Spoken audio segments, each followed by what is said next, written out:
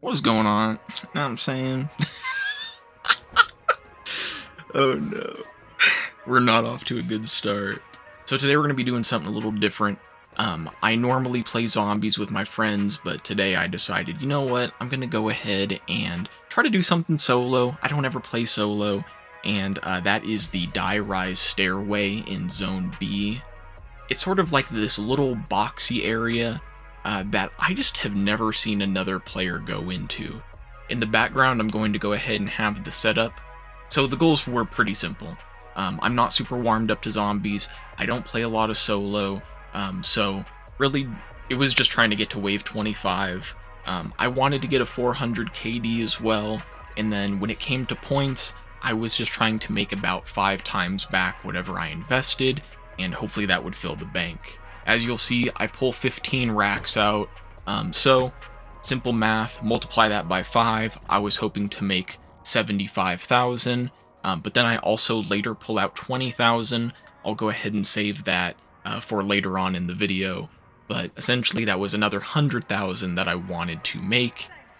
When it came to the gun usage, I think the soliquifier was a no-brainer. I'm not going to sit here and say that I'm the best with it. I definitely need more hours with it, but seeing as though Die Rise is my favorite map, the offshoot of that is that I have a decent amount of time with the soliquifier, so I have a good idea as to how to use it.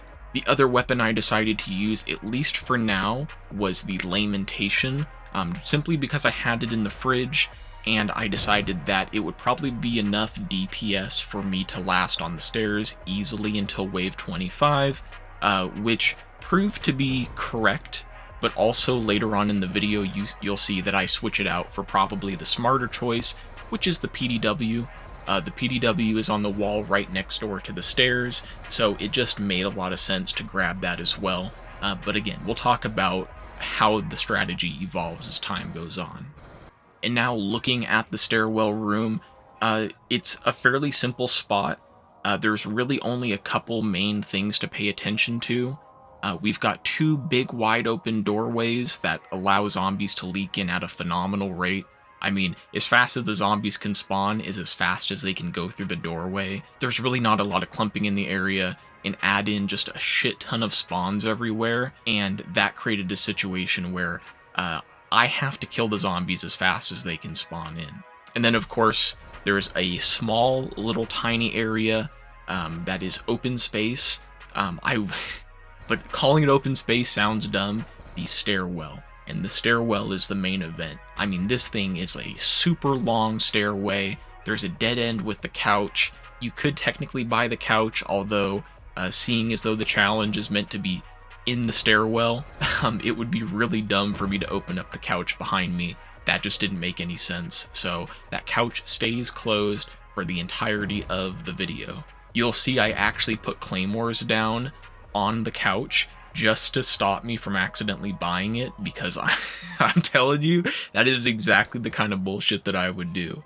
And then down below the stairs, if you want to even call this an attribute of the room, we've just got this huge hole in the ground.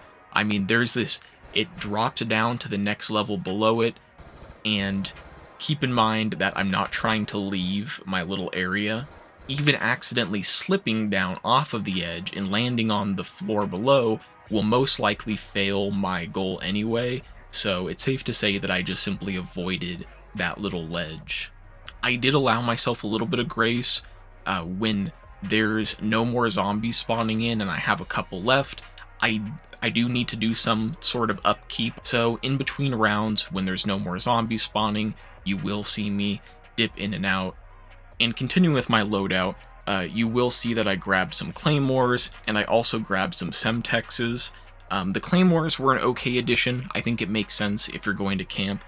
The 𝚆𝙾𝙳𝙳𝙳 not so much.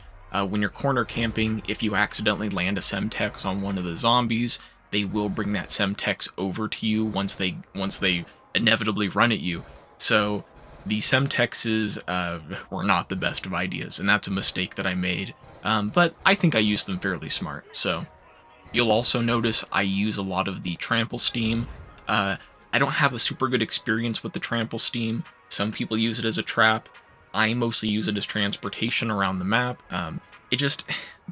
The player-made traps in the game are so weak that I often find that it's just easier to rely on the wonder weapons, but the trample steam did serve a purpose, especially in the higher rounds, as you will see. Now, as I said, eventually I do change my strategy a little bit, and this right here is mostly the cause of that. So I paused the game to take a break, and when I came back, I had been disconnected from the Call of Duty servers, which forced me then to start up a new game because I wasn't where I wanted to be originally with the challenge. I did want to see Wave 25, and I couldn't recall at the time if I had actually hit it, so I just decided to do this again. So you're seeing a little bit of a setup here. It's really not too much different. I built the solidifier as normal. I do mess around with it a little bit, but that's about it. As I said, though, I do grab the PDW, and because I wanted to make sure that I was able to pack-a-punch the PDW, I'm actually in the hole for 20,000 this time rather than 15,000, which means now I've got a serious amount to make up, since I decided I just wouldn't count my first run. By wave 25, I was completely set up, which is generally my goal when it comes to staying into one general area for the sake of a challenge, is I just want to make sure by a respectable time frame I've actually entered the area so I don't have to leave at that point. As you see right here, I do end up finding a glitch. I actually found two separate glitches in this area that I don't think I've ever seen before. Now, both of them aren't particularly strong in any way. You do see me utilize them a tiny bit, so I figured I wanted to speak on them. They were more of just me messing around. That wasn't necessarily me trying to take advantage of the system, and I pretty quickly realized that it's just not a viable strategy. When there's the Nova 6 crawlers, or if there's a large crowd of zombies, these actually become more detrimental than they are useful. And at this point we get to wave 10 fairly easily. I decide to use a bit of the PDW for now. There's not too many zombies clumping up, even at the bottom of the stairs there where they're sort of bottlenecked, so the solidifier just didn't seem like a very good choice. Now going into wave 12, this is where zombies generally start to pick up a little bit when it comes to the pace.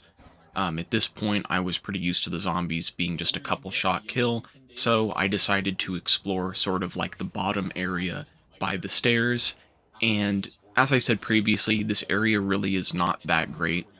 You can sort of catch the zombies coming in early, but since they come from two different doors, it is very difficult to actually keep them at bay.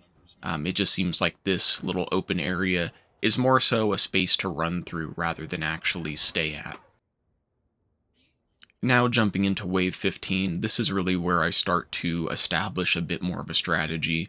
I had already been quite farther than this in my last playthrough, so I was pretty aware that in the early rounds, claymores can be a great way of keeping the zombies down and really saving me some ammo. That was my main use of claymores throughout this gameplay, was just setting them down, and that ended up being one or two less zombies I had to actually shoot at or soliquify. You will also see a bit of a strategy that I just utilized at the beginning there.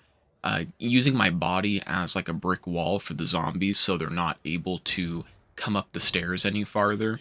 This ended up being super useful, and it is a strategy that I use on some other maps depending on where I'm at. But really utilizing that Juggernog perk not only to give myself longevity, but more so to make it so I can freeze a zombie in their tracks. That way I'm not killing individual zombies as they come up the stairs, or wasting my soliquifier shots on just one zombie. There was a bit of testing that I did during this time, where I was trying to figure out if I could make the zombies fall off the edge of the map, and trying to understand if that counted as a kill for me, or if that was just going to be a zombie respawn. I had seen some zombies fall off the edge of the map. My testing here ended up being a success, finding out that the zombies really won't fall off the map normally, even with the soliquifier to push them off, which is probably for the best. I don't think the game would count that as an earnest kill, and they would probably just respawn the zombies anyway. You'll also see oftentimes that I don't grab max ammos. It depends on how much ammo I have, but I'm under the impression that if you do not grab a max ammo, it is more likely to respawn later. I've tried to test this. I don't have any solid evidence for it, but I will say There have been times where I've avoided multiple max ammos in a row, and then I'll often get strange events like having 2 or 3 max ammos spawn around the same time. I did decide to show off some round 26. I actually do take another break here soon after this round, so I wanted to show me sort of warmed up. It's funny because this was technically done in 3 parts. The first part I wasn't super warmed up. The second part, which is this one, I am most definitely warmed up, and I feel as though I'm not making too many mistakes, besides almost making myself slide down the stairs via the solidifier. I actually come back from this break not in a great headspace to finish out the game, so it was super interesting seeing how I play. Alright, so jumping back into the game, this is where I had taken my long break, as I said, and I'm not super warmed up. I grab an insta-kill, and I just spend my time killing zombies as they come in. Nothing super crazy. I think this is probably the best use of insta-kill because I can cement myself a little farther away from the stairs. Although at this point I've got a pretty good system of getting to the stairs once the insta-kill is blinking, and then starting my whole process up again. Right here you see me make a pretty stupid decision, and this is what I was saying, that I just wasn't warmed up.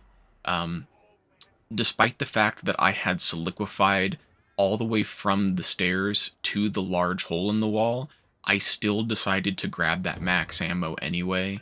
I later sort of learned my lesson from this, and I grab drops as they come in, but to the left side where that little piece of wall is, so it stops me. But yeah, that was just a really stupid mistake. Another stupid mistake you see me doing, even though I'm going for the wall, I'm doing it at a time where it's not clear to actually do so.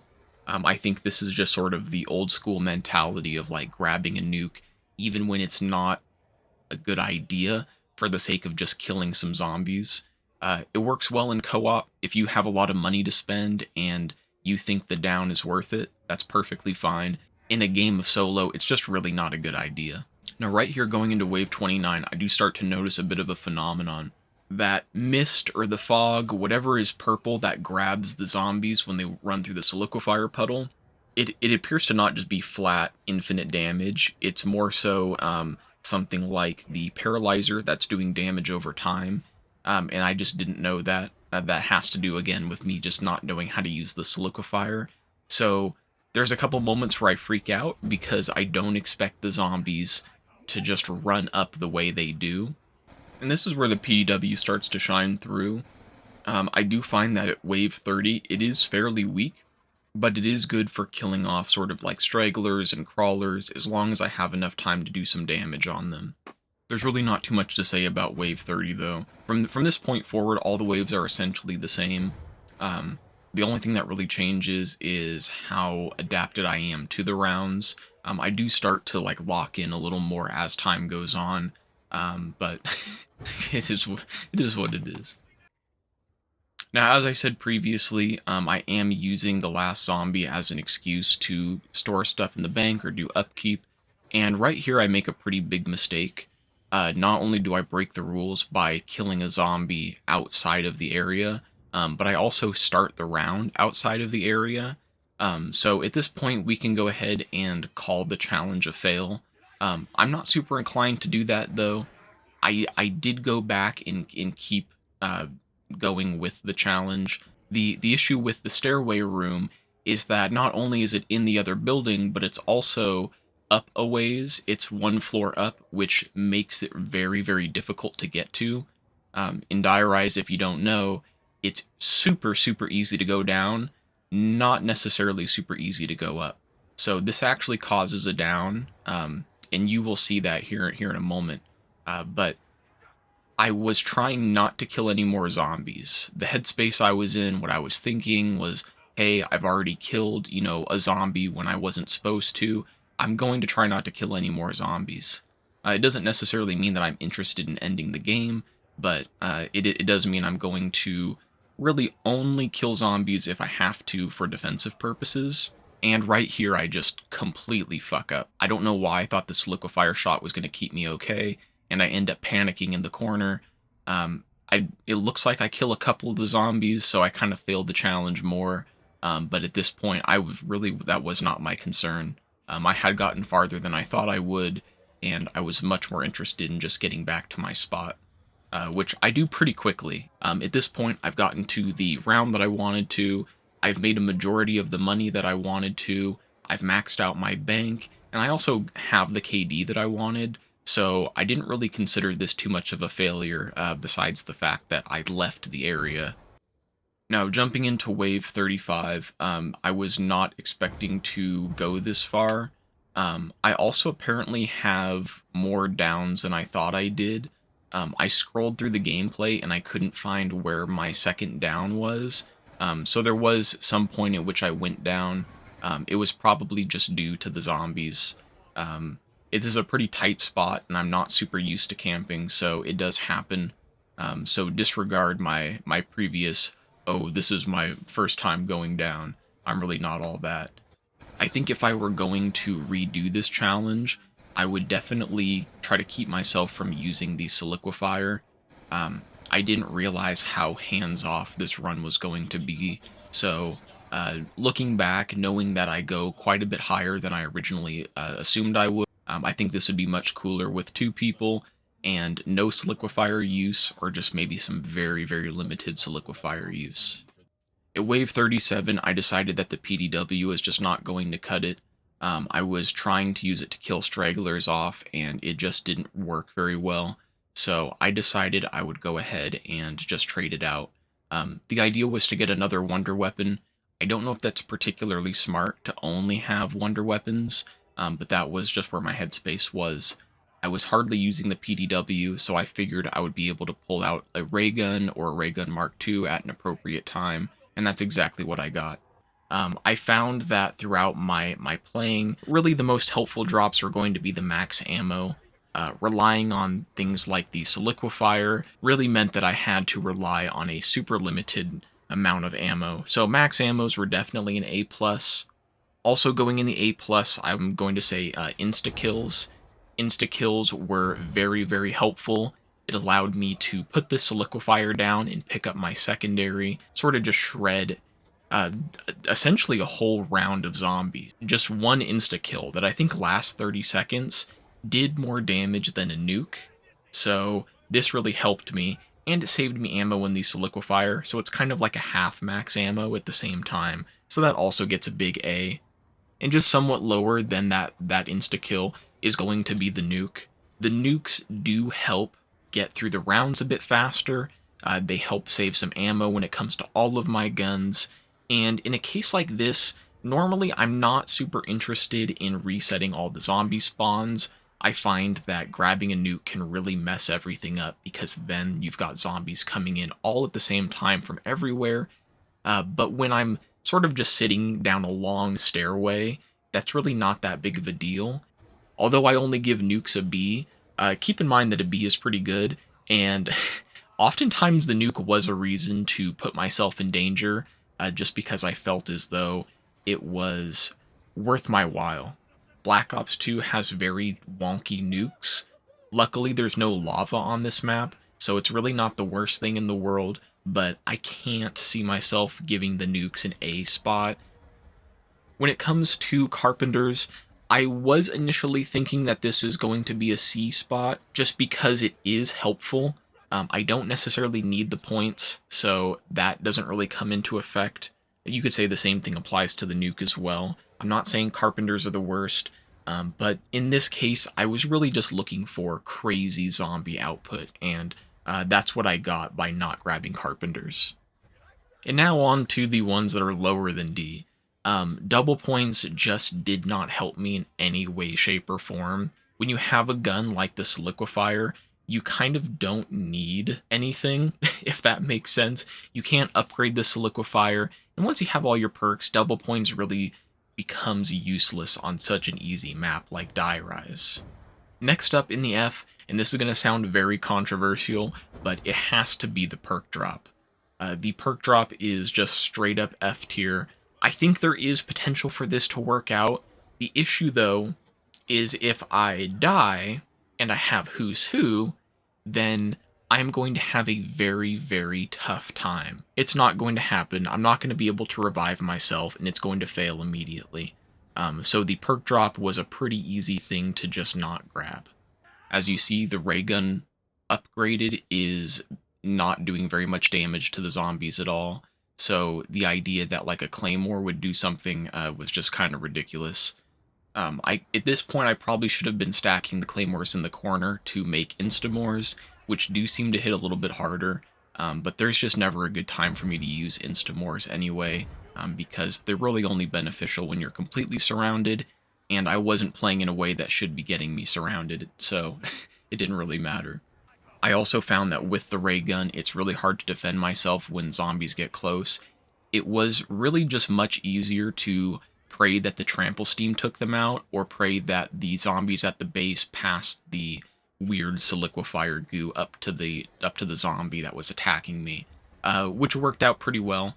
There wasn't really too much of an issue with that strategy. Again, I don't know if the ray gun was the best choice for this area, but it's what I went with. So I do find that maps that have some sort of dog round or some consistent round that gives you max ammo, although that can be super beneficial, it also means that you're not getting to feel the health scale for that round.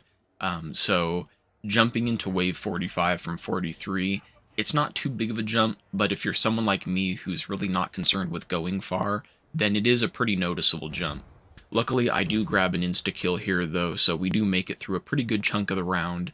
And at this point, just about every zombie is sprinting. I'm having a hard time even noticing a walker as I'm watching the footage. And because all the spawn points are in different places, like you've got one that's just in the next room over, you've got some spawn points that are upstairs, you've got some that are in the farthest room away towards the SVU, you just get this constant flow of zombies coming in, which makes the soliquifier really, really overpowered. And it was also around wave 45 I started to realize that I don't think I was going to die. It becomes pretty tough for me to continue in zombie games where I've sort of optimized everything and I don't need to do anything. Even though I'm pretty trapped right here at wave 46, there's really no pressure. I mean, as soon as you soliquify one of the stairs, the zombies just can't go past that point. Diarise does have an interesting quirk, and that is that some of the zombies are armored. I don't necessarily know exactly what the armor does to the zombies, but I know it makes them quite a bit tougher by comparison to the regular ones. So if there was ever an armored zombie that got in my face and I was out of soliquifier ammo, that would essentially be the end of the run, just because I can't do anything. I would have to ray gun them at that point, and that's just a terrible idea. Going into wave 47, you do start to see a little bit of training, but at this point, again, the zombies, they just run at you so quickly that it almost feels unnecessary. But a little bit of training does feel good. It gives the brain a break from just staring at zombies dying in a big puddle. You see, I do start to eye that insta-kill, and I kind of make a dumb choice right there, jumping into the soliquifier. The only way I can really make that work is because of the trample steam right there. I do start putting the trample steam lower at this point, just because if I do find myself in a puddle with the zombies, I would rather be able to sort of jump around frantically and hopefully catch the trample steam, which will then push me to safety. Now, wave 48 is when I take my next down. I'm doing everything just about how I would typically do it. And then you see I just make the total stupid mistake of jumping at an insta-kill. Pretty mentally fatigued from playing this. You have to keep in mind that I've already attempted this before, so I felt like I was doing this sort of unnecessarily, and that cost me my quick revive by making that stupid choice. Although I will say the insta-kill did help me get through the rest of the round. It just meant from this point I had to play flawlessly, just in case I do go down. I did really want to see wave 50, so for me, Who's Who is like the next best option. And then right here, as I killed the jumping jacks, I get quick revive back, which I didn't know was an option, and I immediately pull a fucking gangster move. I kill myself while the round is switching over, and I revive myself to get rid of the Who's Who. That just guaranteed that I hit wave 50. I also saved myself one grenade for some reason, but I did want to go ahead and rate the perks as well for this. It's pretty obvious what the lowest tier is going to be. That's Who's Who for every reason that I've already explained. Next above Who's Who, I am going to go ahead and say that double tap was helpful, but not very much. The solidifier is the main point of this strategy. Something like double tap really didn't come into play all that much. Although I will say, if you were playing with friends, I do think double tap would definitely go a lot higher. Double tap would probably be the most important perk. Right above double tap, I would go ahead and put Juggernog. This is sort of a weird position because Juggernog is such a crutch perk, but in a case like this where the whole goal is to stay away from the zombies and not be super active with the crowd, it just didn't come into play all that often.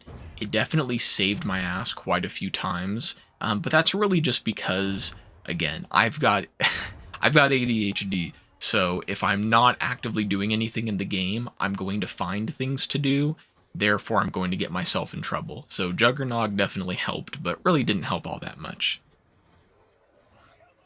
Now I actually need to interject in the editing session real quick. I had completely forgotten to mention Mule Kick. I'm sorry, I just don't use Mule Kick all that often. I think I understand why, I can understand why a third gun is helpful. I just don't find it to be helpful for me. I'm super used to the 2-gun system, so when you add a third gun to the mix, I oftentimes forget the order at which my guns are, and it really just doesn't work out all that great. I can totally understand why Mule Kick is a big deal, because if you're camping in a corner, you can't back out to grab ammo, so having one gun that really does some damage, like the solidifier, and then maybe having a couple automatics, or for me personally, Mule Kick is just not that good of a perk. I really don't like having to swap between extra guns, and if I'm putting myself in a situation where I need ammo so bad that I have to have a third gun with me, then I'm probably not playing the game right. I think in this situation, it is definitely a B tier perk, despite the fact that I just don't like it. Now going into the top 2 perks, I think from here it's pretty straightforward. Speed Cola is going to be up next, just because Speed Cola is really the only thing you need. But I could also see Speed Cola moving down quite a bit, especially in co-op play.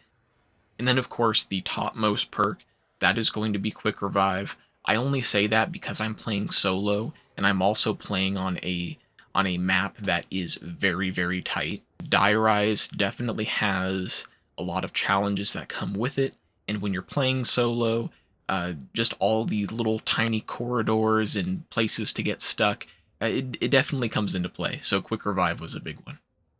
And since we're on the topics of perks, when it comes to perks that I would have liked to have for this challenge, it's hard to say. I would say it has to be the Cherry Cola, that reload perk. I don't know if it works the exact same way in Black Ops 2 as it does in Cold War, but I do find that when I'm in a minor pinch where I do need to reload, but it's not the end of the world if I have to reload slowly, I think Cherry Cola honestly works better than Speed Cola. I've always thought about doing this, but there's never really been a good opportunity to try it. The jumping jacks can jump through the hole in the wall, so I decided to set up a trample steam and try to jump through that hole in the wall as well to see if I can make it to the other side. And needless to say, it just doesn't work like that. There's a huge hitbox, so I ended the game at wave 51. I had survived twice as many waves as I wanted to, and I clearly made all the money back that I had lost. At this point, I call this a success. I nearly had a 4,000 KD. Keep in mind that only one of those or 2 of those were like zombie downs. If you are watching this and you could think of another challenge you'd want to give me, you're more than welcome to do so. I do like these little location challenges. I've got another one planned. I did enjoy making this video, and if you enjoyed watching it, then watch another one. It's been cool.